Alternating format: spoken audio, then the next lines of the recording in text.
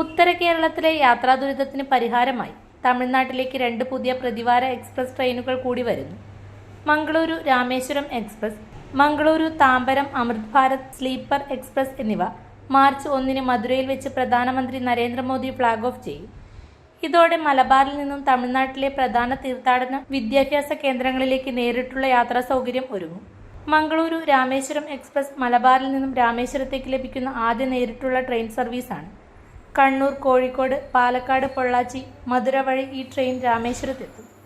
ഏർവാടി, വേളാങ്കണ്ണി, നാഗൂർ, തഞ്ചാവൂർ തുടങ്ങിയ സ്ഥലങ്ങളിലേക്ക് പോകുന്ന തീർത്ഥാടകർക്ക് ഇത് വലിയ അനുഗ്രഹമാകും. മംഗളൂരു താമ്പരം അമൃത് ഭാരതിൽ 8 സ്ലീപ്പർ കോച്ചുകളും 8 ജനറൽ കോച്ചുകളുമാണ് ഉള്ളത്. തമിഴ്നാട്ടിൽ പഠിക്കുന്ന മലയാളി വിദ്യാർത്ഥികൾക്കും ഉദ്യോഗസ്ഥർക്കും ഈ സർവീസ് ഏറെ പ്രയോജനപ്പെടും. നിങ്ങൾ സ്വർണ്ണാഭരണങ്ങൾ വാങ്ങുമ്പോൾ വഞ്ചിതരാകാതിരിക്കാൻ ജാഗ്രത പാലിക്കുക. 2023 ഏപ്രിൽ 1 മുതൽ സ്വർണ്ണ പരിശുദ്ധി ഉറപ്പുവരുത്തുന്നതിന് കേന്ദ്ര ഗവൺമെന്റ് ആഭരണങ്ങളിൽ HUID നിർബന്ധമാക്കിയിരിക്കുന്നു.